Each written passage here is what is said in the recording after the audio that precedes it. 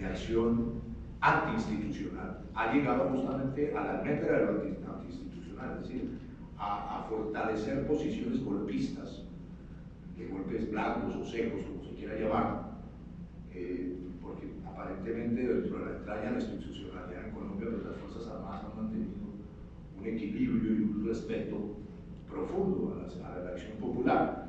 Entonces han llegado hasta el punto de ser golpistas. Pero pasa una cosa que es extraña o de pronto mágica también. Y es que poco a poco, ante este catarata, ante esta andanada gigantesca de contrainformación y desinformación, la gente se adaptó, cambió, se movió y empezó a asumir otro tipo de información y a tener otro tipo de valoración con respecto a la información de los medios hegemónicos. Y empezó a dudar, empezó a retirarse. Los índices de pérdida de audiencia de la televisión en Colombia, también por fragmentación y dispersión de la audiencia, pero también por su propia vocación de infamia, han disminuido. Y al mismo tiempo empezaron a surgir, como es natural, también en el mundo entero, pero yo creo que en la confrontación mediática en Colombia es muy intenso esto, pues un grupo muy grande de influenciadores, de youtubers, de nuevas formas de comunicación, todas relacionadas con la revolución de Internet que tiene algo más de 20 años, que empezaron de alguna manera a equilibrar ese factor negativo con respecto a la verdad, en el entendido pues que tampoco hay una verdad absoluta y que la verdad es un punto distante, inalcanzable, casi siempre. Y empezaron a perder tanto su eficacia como su capacidad destructiva. Por el contrario, la opinión en Colombia, y eso lo manifiesta muy claramente, tanto las encuestas políticas como los mismos sondajes a profundidad de las audiencias y de las manifestaciones de la atención de la gente por los medios de comunicación, en el sentido de que la gente está utilizando otros vehículos y otras herramientas y ha dado un paso. Es muy curioso que frente a semejante ofensiva, muy rara vez vista, inclusive en el mundo, yo alguna información tengo sobre fenómenos de sabotaje mediático a gobiernos o a proyectos políticos y ninguno se asemeja a lo que han hecho en Colombia la prensa hegemónica.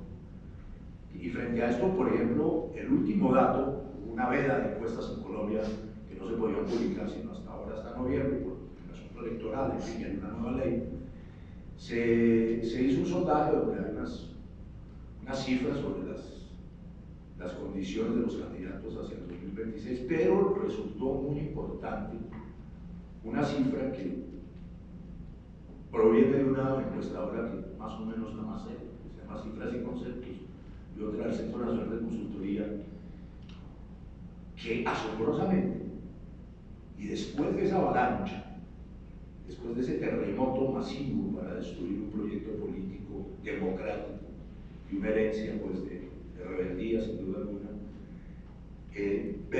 sobre todo en las páginas web, jamás obedecen al precepto fundamental del periodismo que uno conocía, que era qué, dónde, quién, cómo, cuándo y por qué.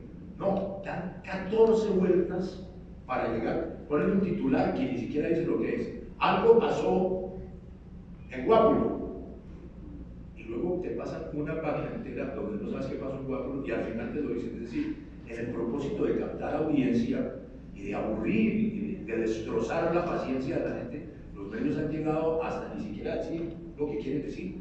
Es una locura, porque eso les produce más perdurabilidad en las vistas y en las audiencias. Absurdo.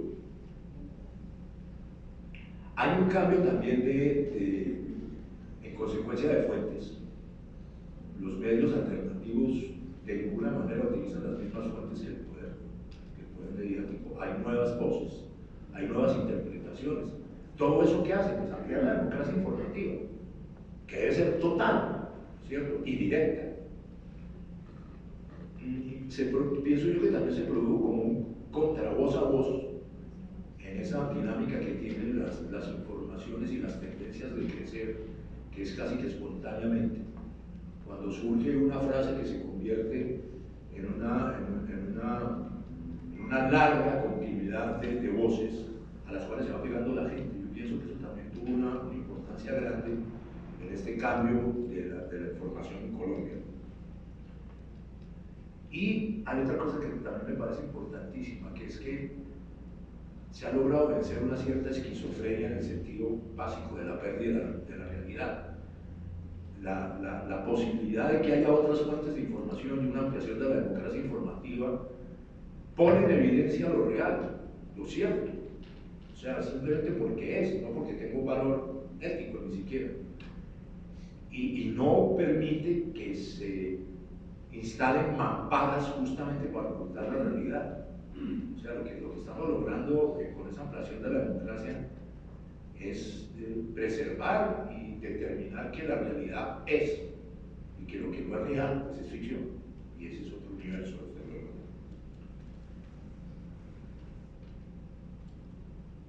El trípode sobre el que se construye la conciencia, el amor, la libertad y el bienestar, ¿no es cierto?, de los pueblos fundamentalmente. Entonces, pues eso era como una especie de introducción un poco ahí a la ligera que quería hacer, y no sé si leemos este texto, ¿tenemos tiempo? Claro, sí. Bueno, esto es un poco ya más pesado. En la sociedad, el campo comunicacional forma parte de la cultura y sobre todo de la construcción social de la realidad tal como es vivida por las personas. Ese campo definitivo para la democracia, que ha sido hegemonizado por las clases y grupos dominantes, cumple un papel fundamental en la reproducción y manipulación del orden establecido. No es posible, pues, ninguna transformación sustancial si no se produce un quiebre de la hegemonía en dicho campo. Es decir, si otras fuerzas sociales no entran en la disputa por la orientación de la comunicación, como afortunadamente está ocurriendo en Colombia. Significa que en el campo comunicacional, cuya complejidad no se desconoce, deben intentarse múltiples formas de construcción de nuevos sentidos. Sentido tanto el sentido como el destino. Intelectuales, analistas, comentaristas e historiadores para fijar en la memoria presente los guiños precisos y contundentes de una modernidad que está al alcance de la mano, de una modernidad informativa. Se acaba el tiempo de quienes odian, de quienes se aferran al pasado maloliente de la guerra y de las injusticias. Pues informativamente en Colombia el pitazo inicial de este nuevo partido parece haberse dado. Juego limpio, creatividad, concentración, lúdica y además diversión para construir, parecen ser también los signos de esta nueva historia de cambio que hoy se escribe desde las páginas de la información contra las infamias. Una característica muy importante de Antonio es que así como habla tan fluido, escribe más fluido y entonces le gusta concentrarse en todos sus escritos que son supremamente valiosos.